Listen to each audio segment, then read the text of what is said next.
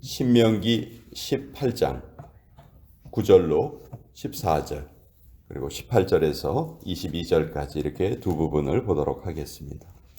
먼저 신명기 18장 9절로 14절까지의 말씀 우리 같이 읽어 가도록 하겠습니다.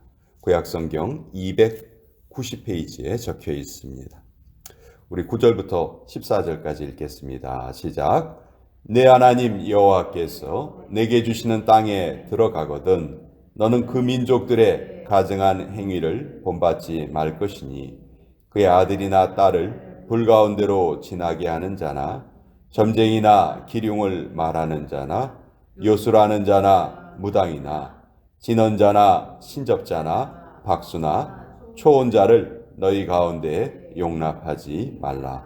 이런 일을 행하는 모든 자를 여호와께서 가증히 여기시나니 이런 가증한 일로 말미암아 내 하나님 여호와께서 그들을 내 앞에서 쫓아내시느니라.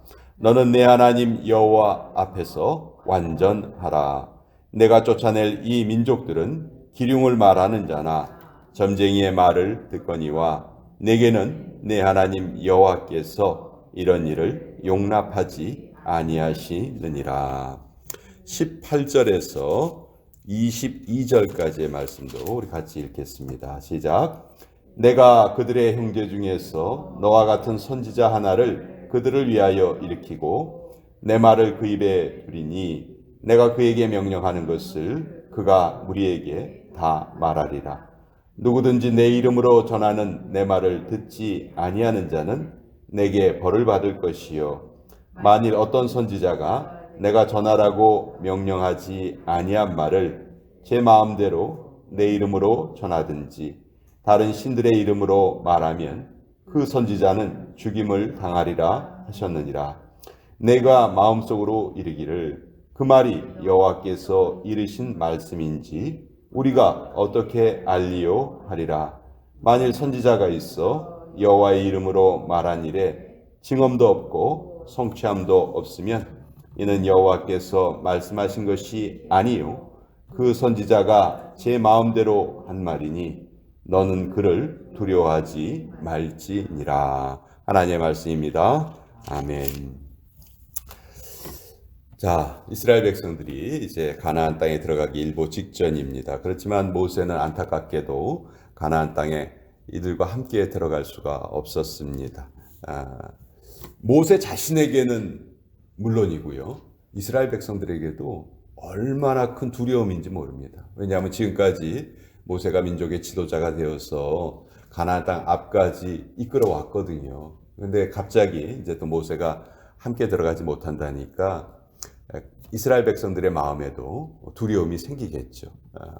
이제 새로운 땅에 들어가는데 어떻게 해야 할까? 그러나 이때 모세가 이들을 안심시키면서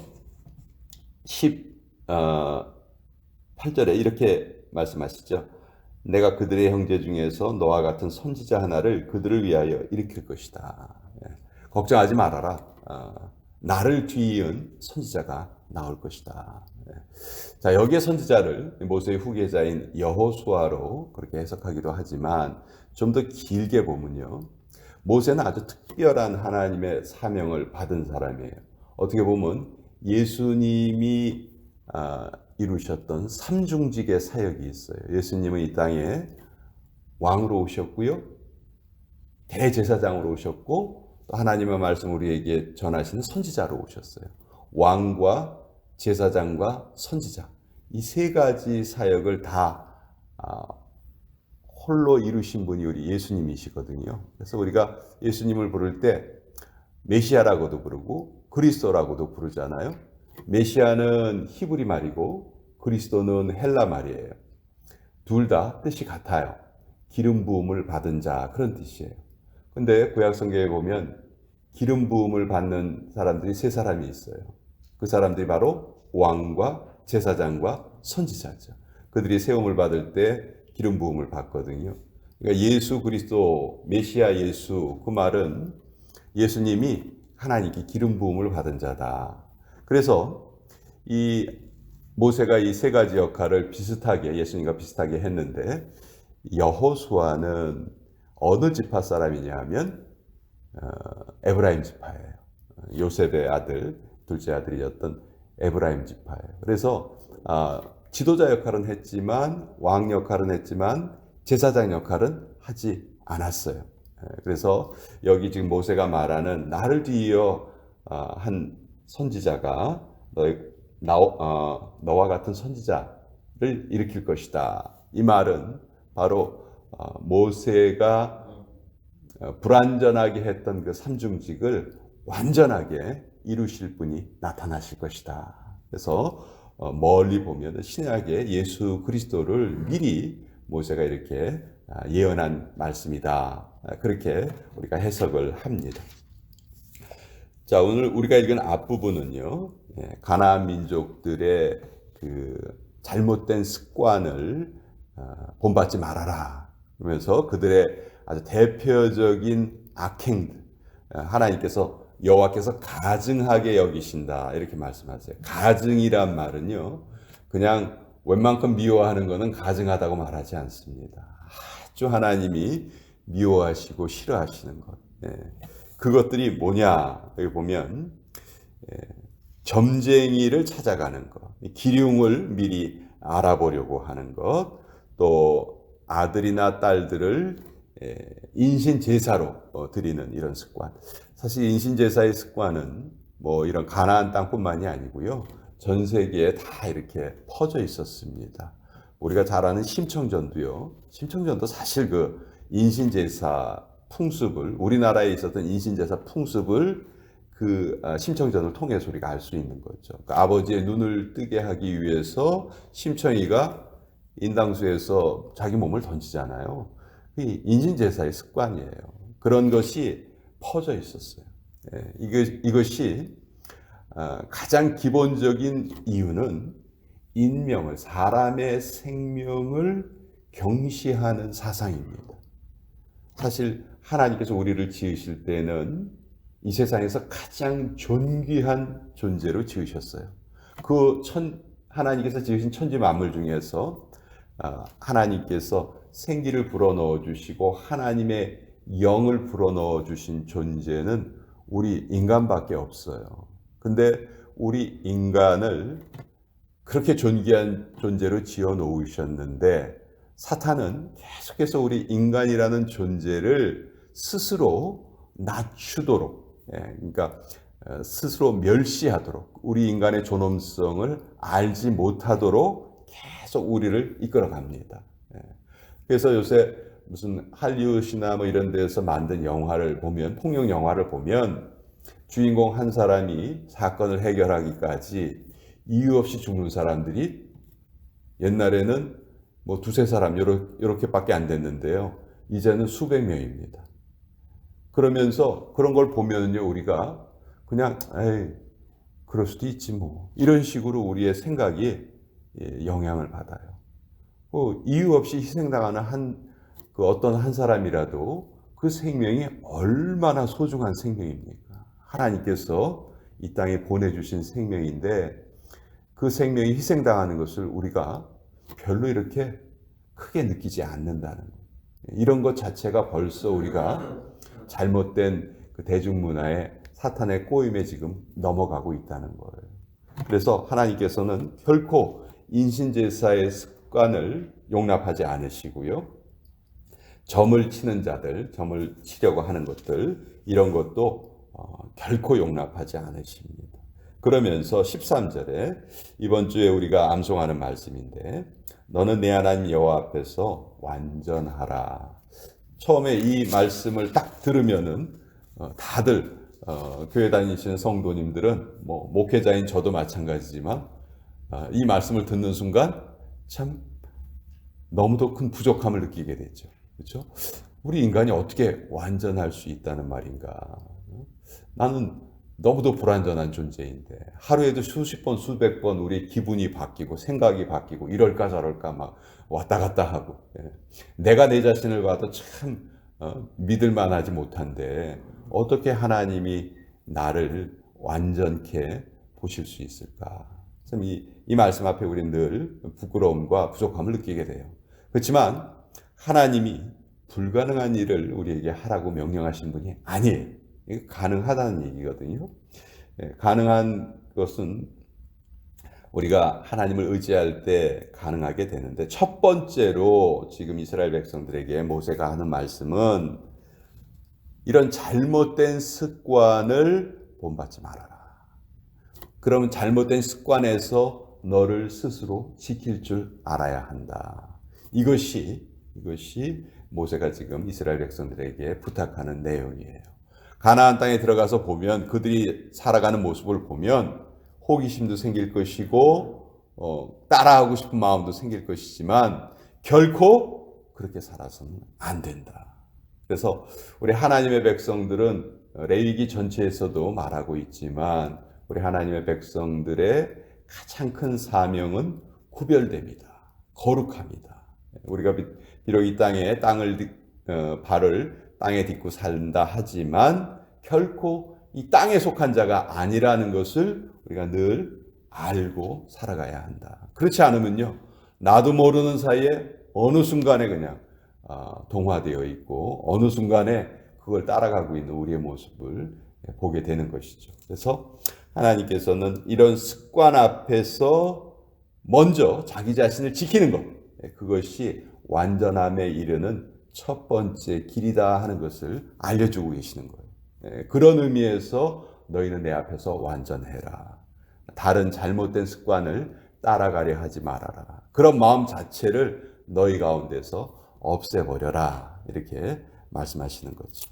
그러면서 이제 잘못된 선지자가 등장할 것이다 하는 것도 또 같이 말씀하고 계세요. 20절에 보면 만일 어떤 선지자가 내가 전하라고 명령하지 아니한 말을 제 마음대로 내 이름으로 전하든지. 자, 거짓 선지자들이 자기 마음대로 말을 하는데 누구의 이름으로 말을 하냐면 자기 이름으로 말하는 것이 아니고 하나님의 이름을 거기에 딱 끌어다가 이제 마치 하나님이 말씀하시는 것처럼 얘기하지만 실제로는 자기가 하는 말이죠. 우리 이단의 교주라든지 이런 사람들 늘 이런 모습을 보입니다. 그런데 그런 사람들을 결코 두려워할 필요가 없다는 거예요. 왜냐하면 그 말이 하나님의 말인지 아닌지 어떻게 알 수 있냐? 22절에 그 말한 것이 증언도 없고 성취함도 없으면 이것은 여호와의 말씀이 아니다. 그러니까 성취함으로 판결받을 것이다. 진짜인지 가짜인지 성취함으로 나타날 것이다. 예수님이 말씀하시면 어떻게 됐어요? 다 이루어졌어요. 바다야 잔잔하라. 잔잔해졌고요. 물이 포도주로 바뀌기도 하고요. 병든 자가 일어나고 죽은 자도 살아나고. 그러니까 예수님의 말씀은 그대로 다 성취가 되었다는 거죠. 그래서 예수님이 하나님의 아들이시라는 것을 우리가 알 수가 있어요. 그렇지만 거짓 선지자의 말은 그 성취함이 없는 것이죠. 그런데 이게 현실적으로 시간이 걸리기도 해요. 무슨 얘기냐 하면 이것이 성취되는 것인지 아닌 것인지 그 순간 바로 판결을 받을 수 있으면 좋은데 시간이 걸리는 경우가 있거든요. 대표적인 예로 예레미야 선지자예요. 예레미야 선지자는 40년 동안 유다가 망할 것이다 외쳤어요. 근데 예레미야 선지자가 외치는 동안에 거짓 선지자들은 또 40년 동안 우리는 망하지 않을 것이다 그렇게 또 외쳤어요. 자, 그럼 이 두 말을 함께 들은 이스라엘 백성들, 처음에 두 말을 같이 들었을 때 이 말씀, 신명기에서 있는 말씀을 기억했다면 그래, 성취함이 있는 말이 진짜야 그렇게 생각했겠죠. 근데 유다가 멸망당하기 직전까지는 어떤 말이 성취된 것처럼 보였습니까? 거짓 선지자의 말이 성취된 것처럼 보였어요. 우리 안 망한다, 안 망한다. 근데 예레미야는 망한다, 망한다. 결국 멸망의 순간이 지나서야 예레미야의 말이 하나님의 말씀이라는 것을 깨닫게 된 것이죠. 그러니까 현실적으로 이 말이 사실인지 아닌지를 검증하는데 시간이 걸릴 수도 있다는 거예요. 요것이 우리가 꼭 기억해야 되는 말이에요. 시간의 검증이 필요하다. 자, 그러면 현실적으로 이렇게 시간의 검증이 필요한 이런 것을 우리는 어떻게 확실하게 판단할 수 있나? 이제는 옛날처럼 그렇게 시간의 경과를 기다릴 필요가 없이 우리에게 하나님 이제 완벽한 계시를 주셨는데 그것이 바로 이 성경 말씀이라는 것이죠. 이제는 우리가 무엇을 판단할 때 어떤 시간의 경과로 판단하거나 내 지식이나 경험으로 판단하는 것이 아니고 하나님의 말씀에 비추어 봤을 때 이 말씀에 부합하면은 그 말은 사실이고, 그렇죠? 아무리 뭐 그럴듯하게 말한다 해도 성경 말씀과 다를 때에는 그것은 하나님의 말씀이 아니다 하는 것을 우리가 알 수 있는 것이죠. 그래서 우리가 이 성경을 캐논이라고 불러요. 캐논. 캐논이란 말은 원래는 갈대를 의미했는데 옛날에 그 이집트에서 그 자라나던 갈대는요 아주 이렇게 딱딱하고 길게 곧게 자라는 갈대들이 있었어요. 그래서 옛날에는 건축물을 짓거나 할 때 지금은 자를 다 사용하지만 옛날엔 자가 없었거든요. 그래서 그 갈대를 그 딱딱하고 긴 갈대를 자처럼 이렇게 사용을 했어요. 그것을 기준으로 사용을 했다고요.